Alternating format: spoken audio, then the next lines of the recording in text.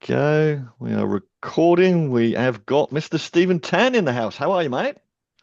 I'm good. I'm good. Thanks, Gary. I'm very almost midnight, my time. I'm alive. Well, thank you, mate, for making the effort and staying up with us, mate. And welcome, Michael. Hey, Joe Tran. We've never had Joe. You've never made it onto one of our webinars before, mate. How are you, mate? Charles and Carlos and Camilla from my team. Hopefully, we'll get a few more people joining. If you're looking on the Facebook group, there'll be some people joining in a minute as well. But mate, thanks for coming along. So we're going to have a nice chat today. So I know you're currently on your yacht in the UK. Yeah, my narrow boat. Yep. Little narrow boat. But I think this is a good topic and a good conversation for people from Uber to exit. So I've known you for well, 2 and a bit years now, I'd say, something like Yeah, that, maybe 3 years. I've lost count. Yeah, something like that. Yeah. Been a little while, mate. And when we first met, you were running the you set up like the JHL Australian Mastermind group, which is very cool, very community driven. And at Yep. that time, you were running your JHL SaaS Contact Out. Yep. And as we've talked and know your journey, basically it's been a challenging journey to get to where you were to building Contact Owl and growing it to eventually selling it and exiting. And you have now departed Australia and you're living out a different lifestyle and everything. You've got a narrow boat and you're with your wife now in the UK, following a little Yep. dream of spending some time navigating the canals and the pubs of the UK, enjoying yourself there. But what we want to talk about, because I think it's really good for people to understand the journey that people have gone through. And your one, I like the title for it, from Uber to exit, because you were driving Ubers and doing everything you could while you were trying to figure out this SaaS thing. So we're going to talk about your journey today and what it took to go from Uber to exit, where you managed to build, scale, and actually sell your SaaS, mate. So I guess maybe in your own words, you want to give us like a little brief synopsis of Stephen and kind of what your little history was. Because I know you've had a pretty wide and varied history, mate. Running seafood restaurants, even though you don't like seafood, getting multiple awards for those, driving Ubers, and just kind of where you went through to where you are today. And then we'll dive a bit more deeply into all those aspects, mate. So yeah, basically, I'll go back to high school. I won't go back too far because I'll have to get criminal records. I might get involved. No, I'm joking. Back in high school, I was 16. I decided to leave school because I wanted to be a chef. Sorry, I wanted to travel. I didn't want to be in school. My dad offered to give me a Holden Calais 5 litre turbocharged sort of Calais that was really trendy at the time to stay in school, which I refused, and I left school and ended up getting a job with his good friend, a bloke named John Ribiera down in Melbourne. John was my John goes back that far in our family that my mum actually had the hots for John before she met my father, and he was my godfather, and he took me under his wing. And long story short, in the chefing trade, I ended up working up to be John's head chef. We won a few Seafood Restaurant of the Year awards. I worked in Switzerland, Austria, Germany, London, traveling all around the world, and that's, I suppose, where I got the traveling bug, which is sort of Hmm. taken over again now. Yeah, very cool, man. And then what shifted you from like chefing to like when did you start getting into tech and SaaS? Like where did high level appear in your timeline where you went, oh, this looks like a good idea? So that was basically the body shutting down. Actually, from racing, I used to race motocross. I played Aussie rules football, and the body took a bit of a beating. And standing on hard concrete floors for 15, 16, 18-hour days sometimes. And being a chef is one of those unique trades where you work. The longer you work, the less you get paid, and the harder you have to work. It's a really great industry to be in. If you've got kids, tell them to be chefs. um, but yeah, basically my body shut down, and I ended up one night. I was with my wife, now wife Joe, and we were at my mum's place, and she was walking on my back because I had a really bad back. And my mate said, "Walk on his back, walk on his back." And long story short, I woke up that night in excruciating pain, Oh, and two discs in my back were trying to cut through my spinal cord, and I was almost a quadriplegic. So I was rushed in for surgery overnight. They cut through here and fused those discs, and yeah. that was the end of the cooking career. I didn't want to do it anymore anyway, and I was running pubs a bit for a while as well. But Hmm. that was the end of the cooking career. So I like my father, I had the gift of the gab and I can talk enough crap. And so sales, here we come. I started off when they deregulated the telecommunications industry in Australia a few years back. I worked for a company called World Exchange Communications out of an office in Melbourne. We used to travel around, and my greatest pleasure out of working an office job for 6 months was going to the movies on Friday and skipping the staff meeting.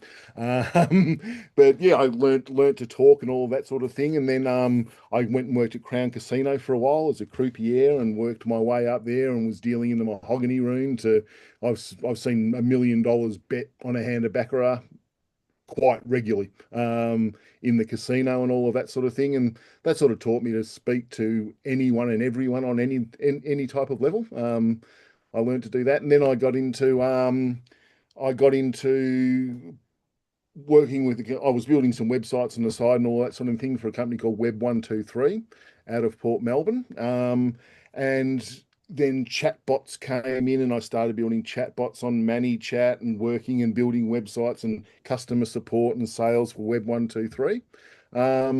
And then got bored of that, and I went into sales with a company called Antica Wines, and I was selling Indian wines into the Australian market. And if you know Indian wines in the Australian market, that's a bloody hard sell. It is very hard to sell in a product that nobody's heard of, that nobody's want, that there are better products on the market into that market. And I was Hmm. trying to build their website and get quotes for their website to be built, and all of these developers were ripping me off, and tech, here we came.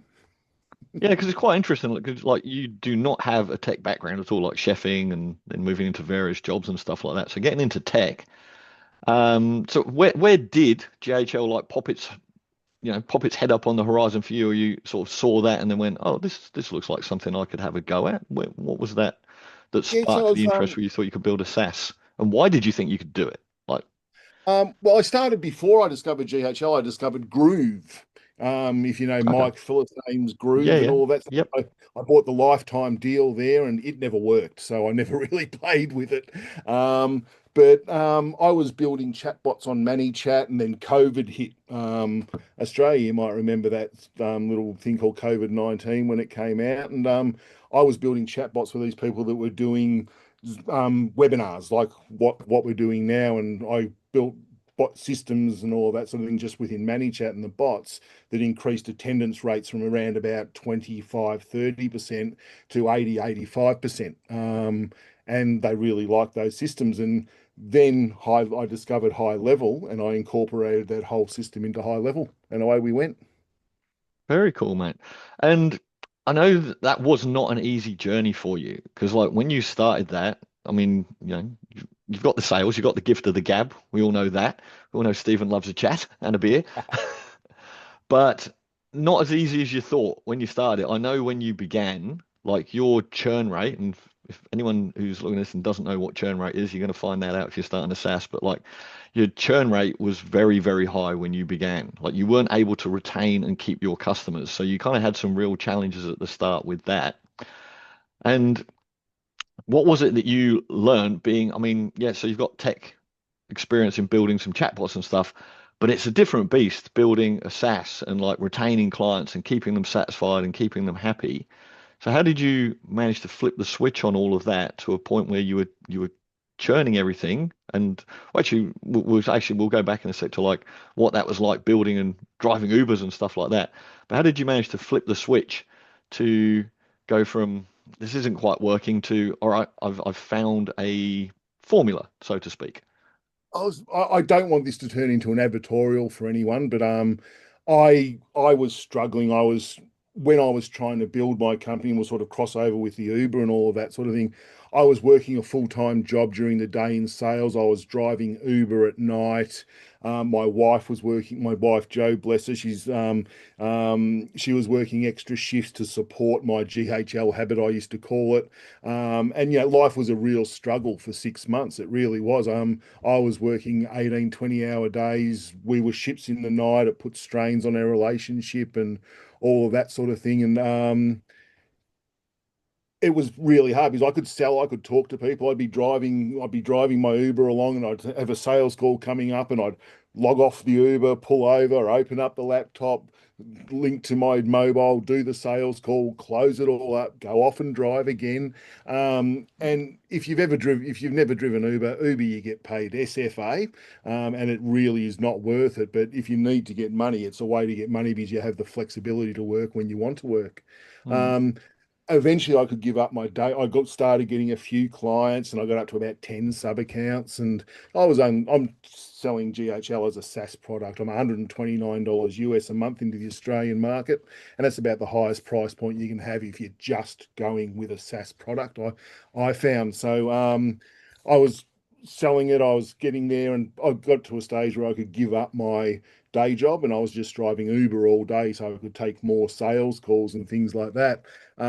But yeah, got to about 15 sub accounts and I started hearing about this thing called HL Pro Tools and Matt DeSano. And I thought, oh, this sounds really, really, really good. And I got onto his website and I tried to work out what he's charging because I want to know what are you charging before I get there. I like to know that. And nowhere on his website were their pricings. So diving in deeper, I found Extendly. And I got on a call with Matt when he was basically a couple of people at HL Pro Tools, and I got on a call with Beant, and they told me about onboarding and support and all of those sorts of things. Um, so um, it was a real struggle, but I convinced my wife that we're really, really struggling. We're doing it really hard. You're working extra shifts. I'm working, driving Uber cars 16 hours a day. We need to invest another $5,000 US and give this a go. mm. And we did. That was probably a hard conversation. Like you say, if I mean we've skimmed over the surface of that, but you can imagine like you going driving, it was like pulling over, making sales calls. I know Joe, she's a lovely lady, but I'm sure that was not great while you're doing that. Like you say, ships in the night. It's not great for relationships, right? This is Oh, it's hard. not. And I'm sure that It's if anyone's terrible. yeah, and anyone who's watching this, maybe some people can resonate with that because it's a challenge. Like in any business, whatever you're doing. Um, I've got my myCRMSIM. My wife's got a business as well, and there was a period when she was setting up her business earlier this year. She would go off. I wouldn't see her for 3 or 4 days. I'd be like, "See you when I see you, love."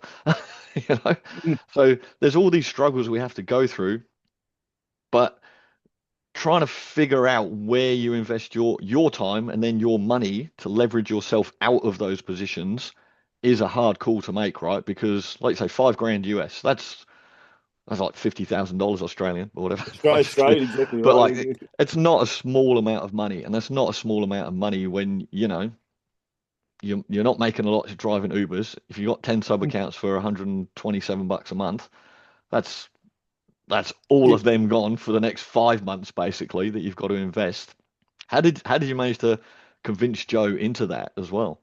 Like, Um, oh, she believed. She said, "Let's we the end goal when we started this out." And Joe, my lovely wife, she's been so supportive. And like, when I just lay it down the line, it wasn't me building and exiting a SaaS; it was us building and yeah, exiting a SaaS. Yeah, it was a really hard decision to make, and but we the end goal was to be able to get a job where I could earn enough or get a business that I could earn enough that we could travel anywhere that we were going. Because I've been married before and I've got a couple of kids, and Joe and myself, Joe's a bit younger than me. We were going through IVF to try and get children, and unfortunately, oh, you've dropped there, mate. The Yeah, Starlink on the yacht has gone off. frozen. yeah. Right, There am you I go. back? You're back, mate. Yeah, That must have been a cloud went over the Starlink, mate. yeah, exactly right. Yeah, no, a tree or a leaf or something like that. I'm not sure. Where did I get to on the call? The goal to build, you'd been married before, a couple of kids, but the goal was to build something. You were going through IVF with Joe, build something for you Yeah, guys so that you could have a life that you wanted, I guess, to travel and so on. yeah, so we could enjoy because Joe's a kindred spirit and a traveler and all of that sort of thing, and she enjoys moving around. So we thought, yeah, let's do it. And then after all of the Uber calls and calls on Ubers and all that sort of thing, it started getting hard then. When we made the call to go in with five grand US. Started getting hard in what way? What do you mean? Oh well, then when you start, like I went with Extendly. I had them doing their support. This is before they did 24/7 support, and I actually convinced Beant that he needs to do 24/7 support, and he challenged me to get more sub accounts. So I went out and sold that we do 24/7 support before we actually did it, so to put the pressure on there. So that's how far back I go there, and I've got a lovely relationship with that team now. But the onboardings changed the whole system for me. Was showing having not having to do it myself, charging them for their own onboardings. I used to charge $149 US for the onboardings. I didn't make any money out of it, but having them set up and understanding Mm. how how GHL works, started making a huge difference to that churn. They wouldn't be scared of you, the website builder, or they would know what the website builder is or the funnel builder, and things like that. So they weren't scared to go in and have a look. Because if they're not logging in, they're going to churn eventually. Yeah, and because you were doing just SaaS, so you were selling basically it's high level out the box, just with your logo on it, pretty much, right? Yeah, pretty to start with, and then I was started building training courses and all of that sort of thing on the back end of that on calls that I used to do every Wednesday. So yeah, just sat. Here's the tools. There you go. Yeah, and I mean, we all know what a beast high level is, and then just to expect, I guess, expecting business owners just to figure that out themselves is probably wasn't a great path at that time, as you said, because like you went through a lot of churn, and it's quite difficult, but that's a learning curve as well for you, right? So from that, you then figured out, all right, well, I need to outsource the parts that are taking all my time, so you outsource that, and then what about the systems and tools that you've then built in? So you've start to build that up and build up the actual product itself into Contact Al and what it ended up becoming. How Yeah. did you? I don't think you niched anywhere in the end, did you? But how did you kind of productize high level for your clients? Um, my niche was whatever I was on a sales call, what they were having trouble with. So my niche was more of a tool that high level provided. So missed call, text back then, reviews. If they needed a website, that was my niche. We could do websites. So I used to explain high level as a tool that can do it all, but you don't need to use all of those tools to start with. So that's where I started building training in on, how to build websites. And I did Wednesday afternoon calls with a glass of wine with all of my clients, Mm, recorded that, broke that up into training. And the systems I started building in, and I learnt from the guys at Extendly. Like I use the small business snapshot. I'm a huge fan of the small business snapshot. I've spent, if you look at I've still got a GHL account. I've got 15 grand worth of snapshots sitting in there that I don't even know what they are, that I have never opened, I have never used because I knew I wanted to get out eventually. So I needed to build those systems. So I needed to have a team to do my support. I needed to have a team to do my onboarding, but I also needed consistency across my GHL account. So the one snapshot really helped me to create that training that everybody, a lawyer was using that snapshot or an MLM marketer was using that snapshot. They all had workflow B003. So I could explain workflow B003. This is how it works, and mm. that allowed me to build the training and have that rapport with the clients about how to use the CRM. Yeah, so that's like talking about like exiting. I mean, that's further down the track, right? But you were always doing this with that in mind, right? Yes. So you're always building everything, even when you started, because we'll have to start somewhere. So definitely Yep. not ideal to be doing the sales calls while you're driving an Uber and stuff like that, and then having to come home and onboard people or whatever. But there were steps. I guess you just had it in your mind, right? To go, hey, this is what I'm going to get to, but you don't really know the path when you're doing it, right? So you kind of just navigated through it, or Yes. did you have a real good plan, or was it just a clear vision of the end goal that took you there? No, I'm not smart enough to plan things out like that, Gary. I just had the end goal, and I knew I wanted to get there, and yeah, I knew I had ideas on how I wanted to get there. Like, I have never spent a dollar on Facebook ads. Yeah. And I had 100 plus sub accounts when I exited the the contact hour as well, not all on SaaS. But like I just built rapport with people. People recommended people to come to me and all of that sort of thing and look after them. And I still have contact with a lot of those clients a couple of years later. Yeah. Well, I think because I want people who are watching this to understand as well, because I know, and like I talk to a lot of people who are just like, God, how do I get this to work? They're struggling. They've got a SaaS. Maybe they've got 10 clients or whatever. They want to get to 100, but they get 10, they add two, they lose three, they add two, they lose one. It's that little challenge for people to really grow. And I Mm, think that mindset, if we talk about that for a second, is like a really important thing, because you don't necessarily have to have like the A to Z roadmap, right? I've gone through a few different businesses now. Some have worked well, some have not worked well. Some we've had really good plans for. Um, but I've never seen a business plan that failed, right? At the end of it, this is what we're going to do, and this is where we're going to get right. No business plan on paper ever fails, right? mm. But what you find when you go through that business plan, when you're working through it with, your growth plan or whatever you're going to do, that half the time, what you started out with in your mind on how you were going to do things, the bits that you put in place were not necessarily the things that you needed or done the way that you needed, but the end result is what you're trying to get to.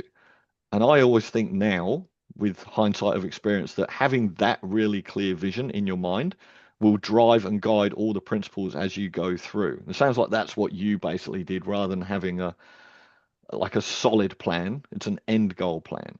Is that Yeah, absolutely. And I very rarely said no that I can't do that, and I learnt that lesson early on. Like when I started out, I was trying to build the websites and build the funnels and do everything that I could for them to make them happy. And I was that stupid in doing it that I used to do.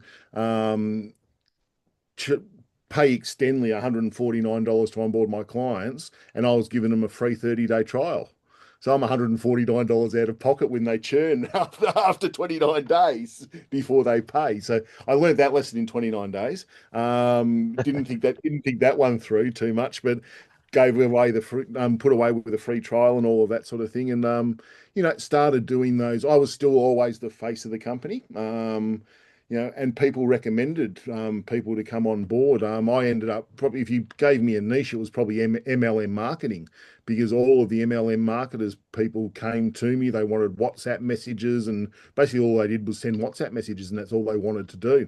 They were happy to pay me $129 a month and just use it for WhatsApp messages, and it was great. nice? So talking about that, I just want to something you said there about like, you used to say yes and you didn't say no enough at the start. I've had this conversation with a few people about like building a business, how important it is to say no. Like you should say no to more things. And I agree with that, but I also only agree with it when you've got to a certain point and a stage in your own maturity of running a business and all those things. Because until you've got to a certain point, saying yes to everything can actually be good, because that is your also like your education. Because like your education is not in building SaaS. Like you've never done it before. You haven't, well, I don't think you've done an MBA or anything like that in business. No. Um, you don't have the experience in it. So, in my opinion, I agree with everyone who says like say no to more things, all right, so that you can actually get other things done that are important. But unless you've said yes to a whole bunch of stuff before on your way to getting to say no, you don't understand what the things that are most important to say no to. Because saying yes to everything, you'll find out what's important and what's not important. So when those things come up again in the future, and you go, oh no, I need to say no to that because that was a waste of time. That cost me Yeah, money, that lost me time, whatever it might be. So I'm of the opinion, say yes to everything to begin with, right? It'll be a big challenge, but that will educate you a lot more along the way to the path of where you get to the point of picking and saying no to more things. absolutely. I couldn't agree any more, mate. I was saying yes to absolutely everything. And I got up to about 20, 30 sub accounts or thereabouts, saying yes to everything. And I couldn't fulfill everything, and there was no fulfillment teams. And the only VA services out there back in those days were GHL Starboys, and I didn't really know much about them. So at one stage, I ended up having about 12 VAs working for me. I was Mm, charging the clients for fulfillment, charging them, if I was paying the VAs $10 an hour, I was charging the clients $12 an hour. But that saying yes to everything and having all of those things going, that created another problem. I had no time for sales calls. I had no time to grow my business. I had no time to talk to my customers. I had no time to build that trust with my customers. And I started hating my business mm. because VA would drop off the face of the earth on a Sunday because their grandfather died for the third time that month. And they'd have a website to deliver to the customer on Monday, and my grandfather died for the third time this month. I'm now cancelling my plans to stay at home, build that website to keep that client happy. And I hated my job. I hated waking up in the morning before I had support as well and Mm. seeing a thread of 60, 70 emails with the same problems, asking the same questions. So I hated my SaaS before I sold it too. Yeah, but that's the challenge of saying yes to everything, right? And I want to be clear on this. So if anyone's listening to this and going, "Oh, that sounds like a terrible idea. I shouldn't say yes. It's going to make life hard." It is. It It does. will make life hard. But again, like we were talking about, like the business plan, like you don't necessarily have to have an A to Z business plan, right? But if you have the big picture at the end of where you want to go and where you want to be, it's like the saying yes to everything. It's like, I'm just going to say yes to everything, and you're going to find out what works with the viewpoint. Again, this is like the bigger picture plan to just go, I know that I'm not going to say yes to everything forever. Like, because if you Yeah. don't, you might want to figure some things out along the path. So just have that viewpoint to go, hey, I'm doing this now, but I'm going to get to a point where I've got a team, I've got this, I've got X, Y, Z in place, and then I can start saying no to certain things. And that might be whatever it is. Again, if you've trying to figure this out, people that are on their path right now, it might be, look, I need to get to X revenue per month, basically, so that I can replace my job. And Yeah. maybe you just need to say yes to everything for now, just to get that amount of revenue, so you can replace your job and get out of that. Because having having headaches in your own business, but you can kind of focus on it, in my opinion, is better than having trying to figure out your business and what you're doing while you might have a job on the side that you have to do, or Uber ride or Ubering, whatever that might be. All right, because Yeah. that's just another time suck or annoyance. All right, so figure this stuff out in your business is more important in my mind, anyway. I So you kind of absolutely have. Oh, sorry. no, no, go on, mate. I was going to say, have your systems in place. If you're replace that wage first that you just mentioned, and so you can replace that wage. Have your systems in place. Yeah, I was just getting my systems in place at the same time, and there's nothing worse. I needed $5,000 US a month to support what I was earning driving Uber, so it wasn't a huge amount. My wife was still working. We didn't own a house or anything like that, and we were just paying a cheap rent in a cheap little house. Um, but then when I replace that wage, when the credit card bounces or they churn or they they go, and that's putting food on the table next week, and that money's not coming in anymore. That's why you need to have those systems in place before you do that. Yeah, grow your business, hate your business, systemize your business, and then start scaling your business. yeah. Start scaling it, and then figuring out where you can pull yourself out Mm. of parts of it as well. Yeah, And because me saying yes to everything made me create the trainings, which made me build my SaaS. So this is back before big knowledge bases and pre-made training videos and all of that sort of thing. I had all of that. Every bit of work my VAs did, it was recorded, and we broke it into bite-size instructional videos and all of that sort of thing. So when we're turning to SaaS, we can go, oh, having trouble with my website, go to the I just built it on a iframed website, our GHL built website inside my CRM. Go in, have a look at the video 3 in the website section, and that will solve your problems. And so saying yes to everything helped me create my SaaS as well. yeah, and so while you're going through all that, like well, you're learning what to say no to, putting systems in place. And then, like I just want to go back to something you said earlier, is like what you did, which I think was really good, is like you humanized yourself with your clients.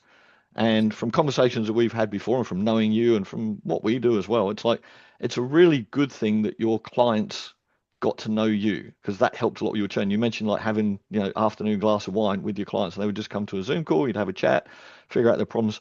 So it's like they know that you actually care. Like, I mean, I care massively about all our clients. Like, people are giving me money, right, to help them with their clients or to run their business. And to me, that's a massive form of trust that I have to honor and obligate, basically. It's like, well, you're paying us to do something. We should make sure that we deliver what you're expecting. And I want people to know that we care about that. Like, we use the system ourselves, we built it for ourselves to start with. There's Yeah. all these things. And like for us, that's helped a lot in terms of growth, that people know that there's someone behind myCRMSIM, right? myCRMSIM is the brand, that's the product, that's the company. But Gary stands behind it, and people know who I am. Like, I've humanized it, and I've really tried hard to do that as well because I do care a lot.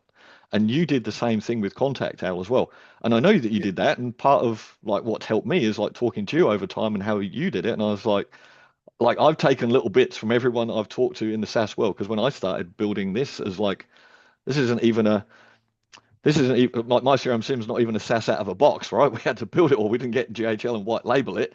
So I had to figure out all these things, and there's tech, and there's a team to build, and then all these things. But humanizing it is really important, and I think in this AI world that we're in now, it's my belief that it's even more important now. I don't know how long that'll be in place for, or whatever it is. That might change down the track. Nobody knows. But talk about that and how you did that as well with your clients, like your Friday afternoon wines or daily wines or whatever it was. Because I think you did every day, didn't you? Where you had like an open office hours or whatever you called it. For quite some time, it was Monday, Tuesday, Wednesday, Thursday, Fridays at 5 p.m. Yep. Called it happy hour. Always had a glass of wine there, and built that rapport with the customers because and I in my role now, I speak to thousands of agencies every year. Now and so every there's so many people out there selling the same thing. There's so many agencies out there hawking high level. You've got to make it different. If you specialize in cars or real estate or whatever you're doing, but people will buy your story. Mm.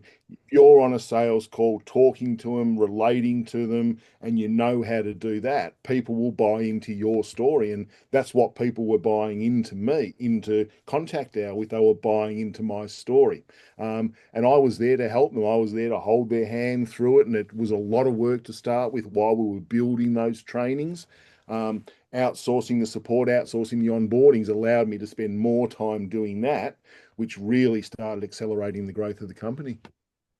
Yeah, and when you're doing that as well, like people will support you in your business as well because when they have challenges or if things go wrong or if things break, whatever, then they know that Stephen is there behind it and trying to help it and support it and they care about it because people will do business with people that they know, like, and trust. That's what, I think Rob Bailey You're told me building that a one actually.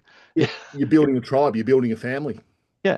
And, they will stay with you because they know that, okay, well, maybe this isn't working today or I can't get this figured out today, but I know, like, and trust Stephen. I know that he's there. I know he cares. I know that I can come back tomorrow. I know I can have a conversation with him. I know that he's going to try and resolve this for me. And even though, when you get to that point where you're outsourcing all that stuff anyway, like support tickets come in, you're outsourcing it and stuff, but you're still there at the front and you still do care. Like, I mean, I still do a ton of that stuff. Like, I still see support tickets. And I think that to me, I think as a founder and someone who's growing a SaaS, it's really important to stay engaged with your client base and your community. So you've got to sit above it to a degree, overseeing everything. But like Mm, for me, I still look at like so many support tickets. I see live chats that come in because you get the feedback as well. It's mm, that constant feedback loop that you want from your clients. So you got to have systems and things in place and then outsourcing work. But having that feedback loop over the top of everything is like really, really important. Staying connected with your clients is just absolutely. massively important. Mm. And to this day, I could start up another SaaS tomorrow, and I would have 25 clients the next day Yeah. from those previous clients. They all are putting pressure on me to open up to start another SaaS. I don't want to. No, you're enjoying your canal boat. But you've been a I'm, big I'm part of, enjoying.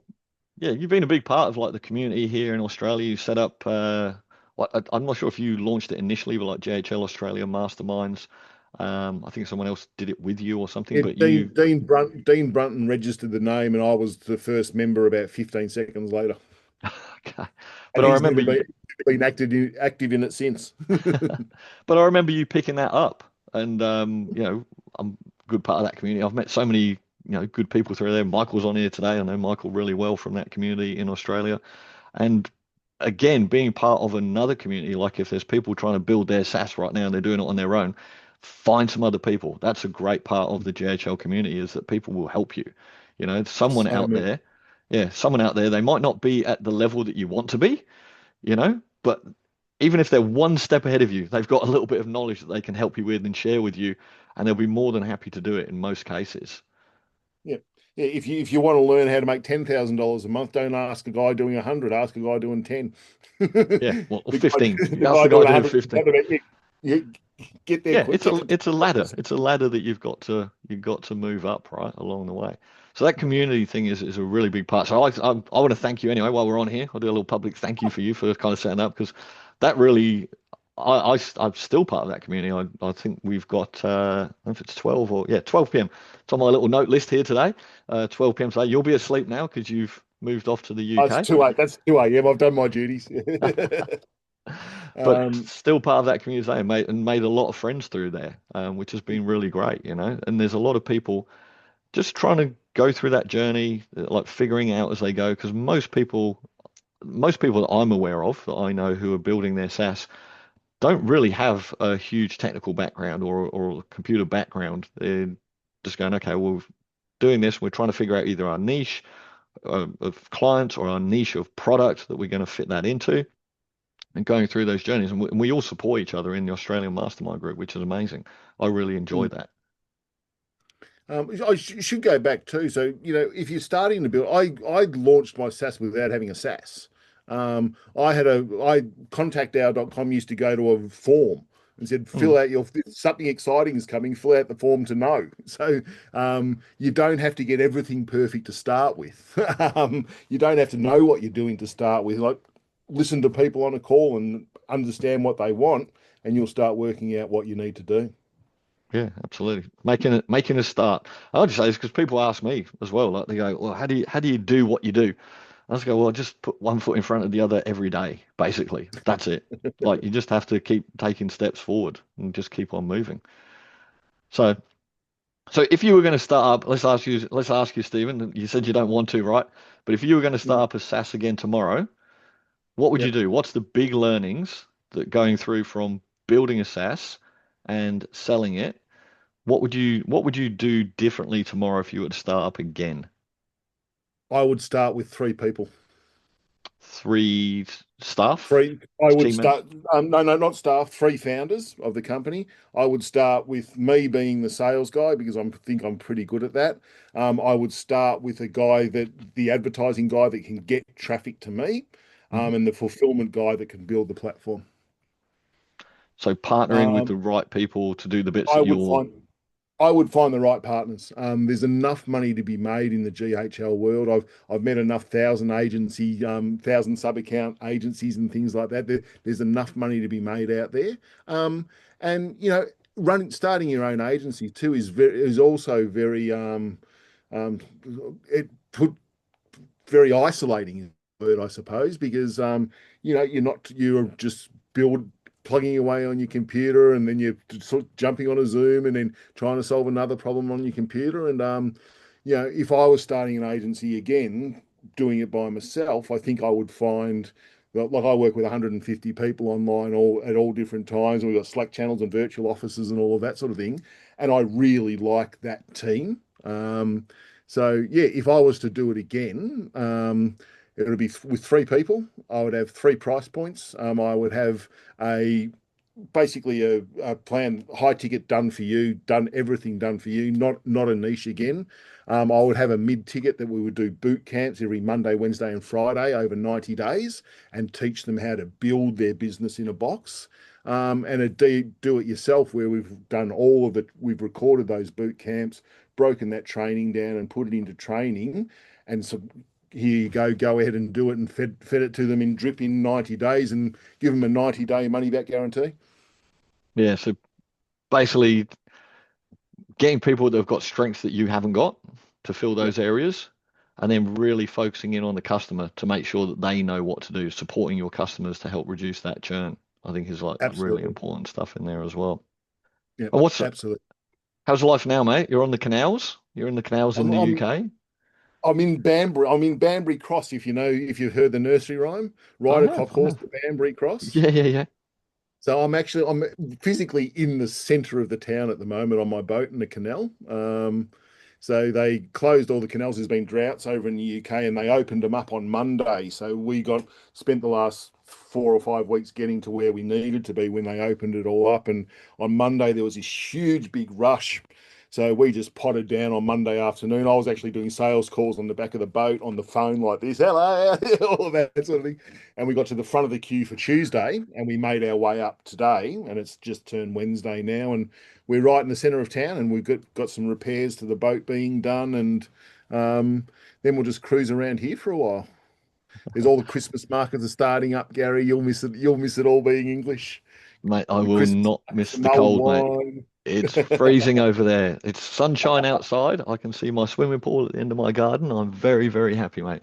Even though it's like 30, My fire's just there though. mate. Well, I've got the heater running for my pool, even though it's like nearly 30 degrees. The heater's still running for my pool, mate. So I'm pretty happy. That's all right. But Um, I like what you just said there as well about like, making sales calls with your phone off the back of the boat. Because I know that you're still working in the GHL industry at the moment. You're working with lots of agencies. You're helping to support agencies. You do some coaching and you do support people in that way. So if any people want to reach out to you, find Stephen through the faces, connect with him. He's a great guy. You know, pretty much, well, you know all the important people in the industry, mate. That's for sure. But Pretty much, yeah. you definitely, I think if anything from this, people should understand. And even you just saying there, do sales calls on the back of the boat with the phone. Like, it doesn't have to be perfect. You just have to connect with people. You just got to connect and just let people understand that, this is what we do. This is what we do. Sorry, this is what we've got, and this is how we can help solve a problem. How can I help you? And then listen to them, right? Just be like a normal person, basically. And I think that will get you a long, long way. And people worry too much about it being perfect, looking perfect on camera, having the perfect backdrop, having the perfect this, having the perfect process to get people in and follow up and whatever. It will never be perfect. I was talking with Matt Decina, who you mentioned earlier from HL Pro Tools, and he's said, I mean, he's grown massively. So since those early days when you've spoken to him, like, I mean, they're a huge company now. It's what 300 employees, I think, and he said it's not about things being perfect. He just likes things to be in harmony, and this was a good little tip that I kind of took from him, and he likened it to an orchestra. It's like everything just has to be in balance a little bit. So, you'll have a woodwind over here and a percussion there and a strings over there. And when they come into harmony, everything just kind of flows. It might not be, not everything's going to be perfect, but everything will kind of flow. And just striving for harmony rather than perfection is a good thing, which I really liked him. I really liked when he said about that. So I thought that was pretty cool. So, mate, I don't know if we've got any questions from any of the guys on here. We've got Michael, Joe, Mr. Opossum. How are you, mate? And Charles on here. I don't know if you guys have got any questions you want to join in and ask Stephen anything about, his The journey. answer's And no.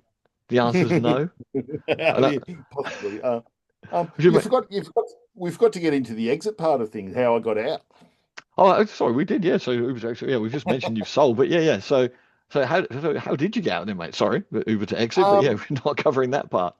so I was doing a lot of work for one particular client, and they were bringing me a lot of clients in as well. I'm not going to name drop here or anything like that, but I was doing a lot of work for their clients in the webinar field and big people in Australia in the webinar thing, and I was starting to get tired of it, so I actually bought them in as a partner to the business, and I bought them in really, really cheaply, with the mission to show them how it works and how easy it is, and have them buy it. And it took me, it was a 7 month transition that they were in the business and looking at it and seeing the figures and all of that sort of thing. But I bought this person in the business, showed them how easy it was and how systemized it was. So one of them, the churn, people aren't going to buy your SaaS if your churn is high.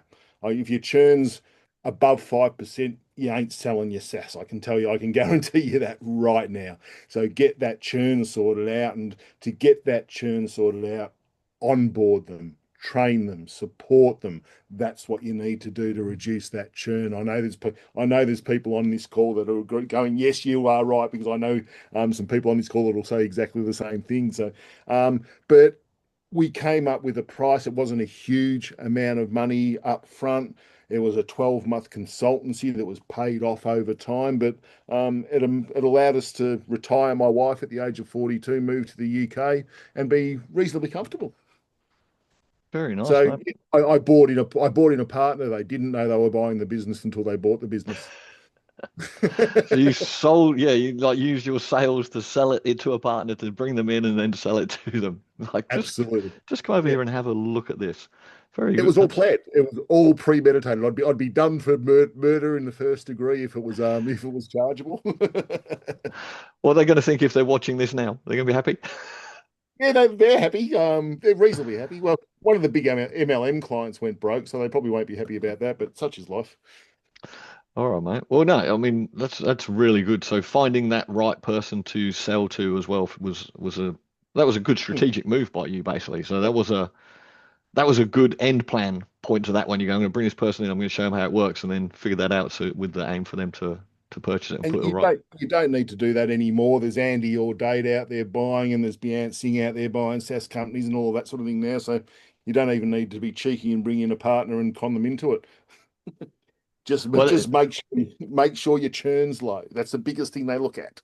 yeah. Well, yeah, we work on that a lot as well, and making sure we do all these things. People understand we have open office hours, we do 24/7 support, like all that stuff is really, really important as well as your product and the person behind it, I think.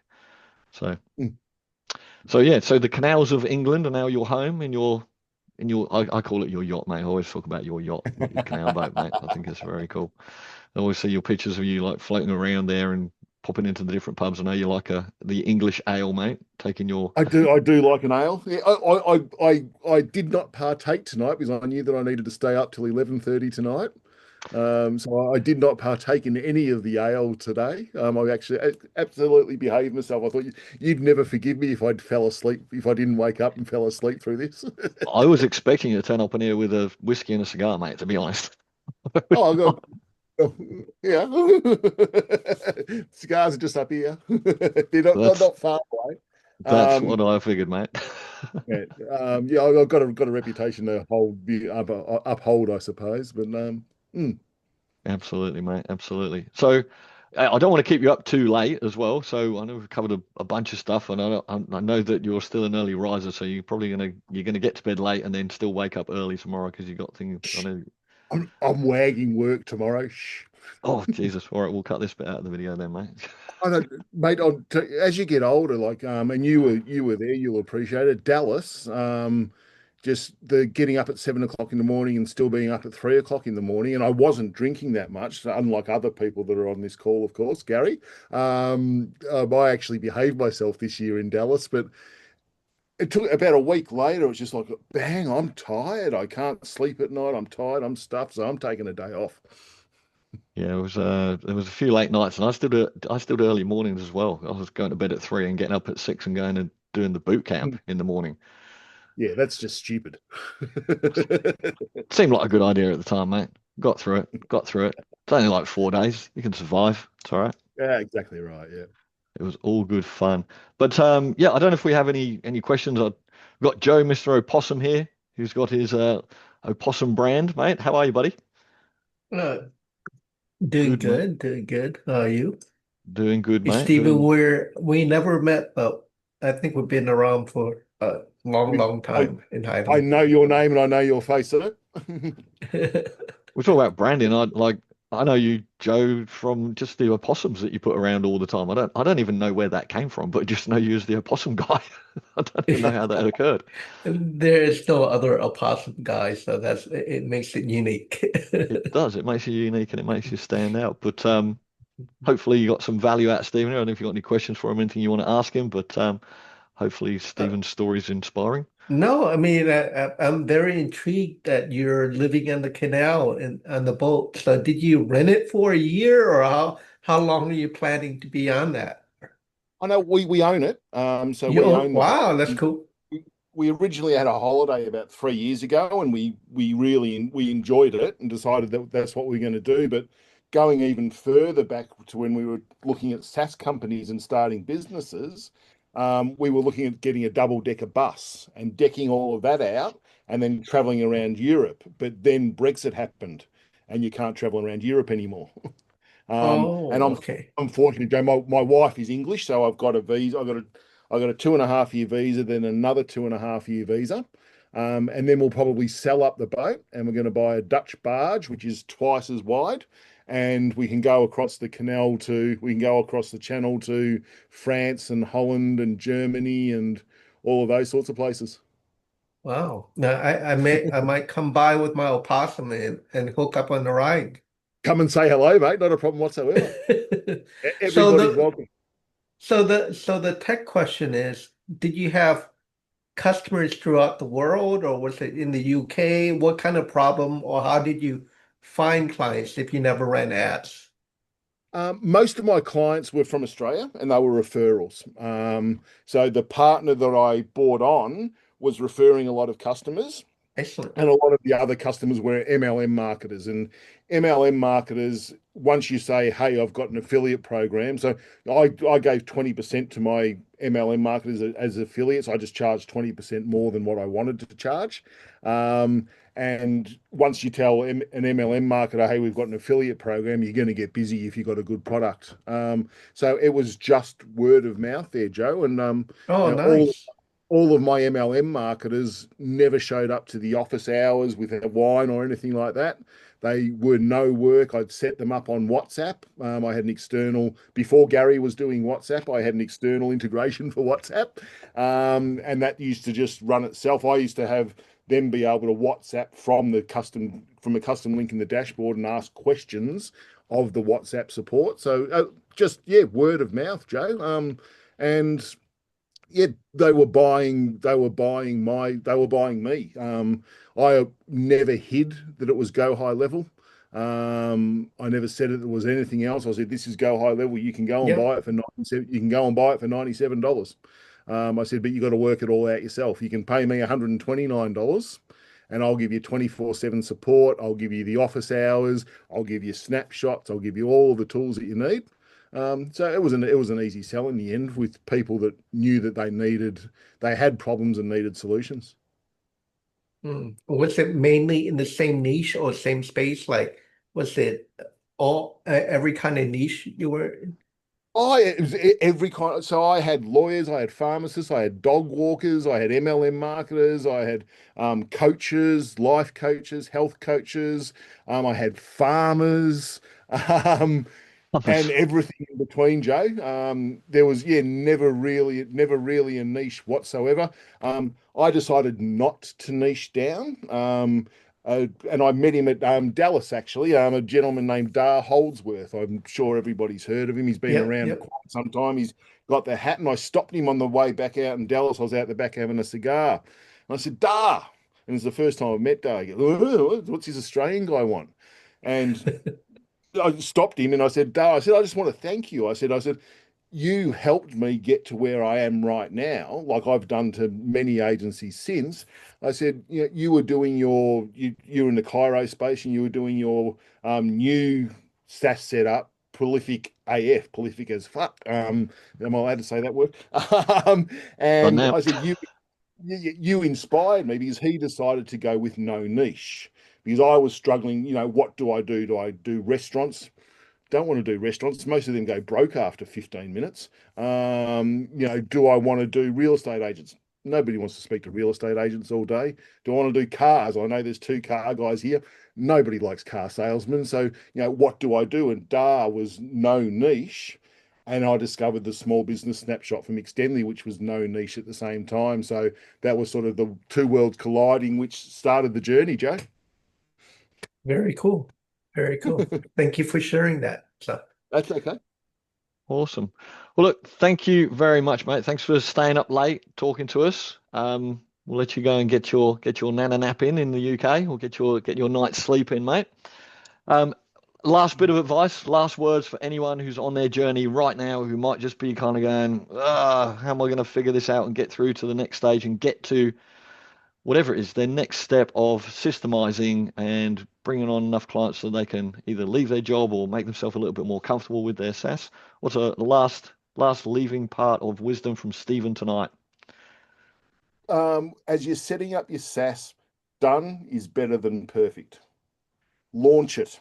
Press the go button. Don't wait for the move that pixel over there by one spot. Don't get the perfect shade of grey. It doesn't matter. Get out there, sell it, and launch it. Find and listen to your customers as you're starting. If you don't listen to your customers and what they want, you're not going to go very far. So, when they say no on a sales call, or when they don't purchase when you're starting out, ask them why.